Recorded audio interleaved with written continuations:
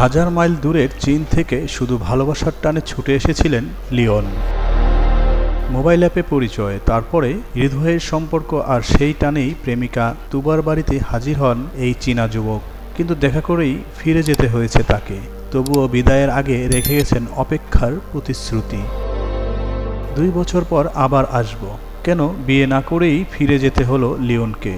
পিরোজপুরের নাজিরপুর উপজেলার কলারদুয়ানিয়া ইউনিয়নের কাঞ্চন হাওলাদারের বাড়িতে লিওন আসে বাংলাদেশে। পিরোজপুরের নাজিরপুর বাস স্ট্যান্ডে আসলে তুবার বাবা এবং মামি তাকে রিসিভ করে তাদের বাড়িতে নিয়ে যায়। এই ঘটনায় কলারদুয়ানিয়া এলাকায় উৎসুক মানুষের ঢল নামে। এই চীনা নাগরিক এ যাবৎ ফোনে কথা বলে অ্যাপসের মাধ্যমে সে বাড়ি চলে আসছে, আবার চলে যাচ্ছে ঢাকায়, ঢাকা থেকে চায়না।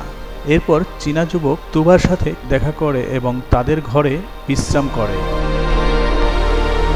লিওনের উদ্দেশ্য ছিল তুবাকে বিয়ে করে নিয়ে যাবে চায়না, কিন্তু সে আশায় ঘুরে বাঁধে। বিয়ের উদ্দেশ্যে নিয়ে সুদূর চীন থেকে তুবার বয়স কম হওয়ায় বিয়ে না করেই এদিন সন্ধ্যায় চীনা ওই যুবক ঢাকায় ফিরে যান।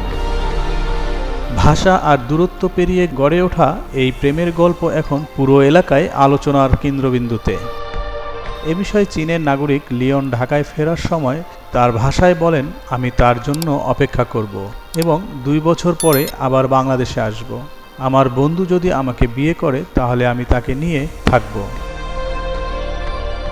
ভাষা আলাদা, দেশ আলাদা, তবুও ভালোবাসার দানে হাজার মাইল পাড়ি দিয়ে বাংলাদেশে এসেছিলেন লিওন। কিন্তু বয়সের বাস্তবতায় শেষ পর্যন্ত অপূর্ণই থেকে গেল এই প্রেমের গল্পে বিদায়ের মুহূর্তে।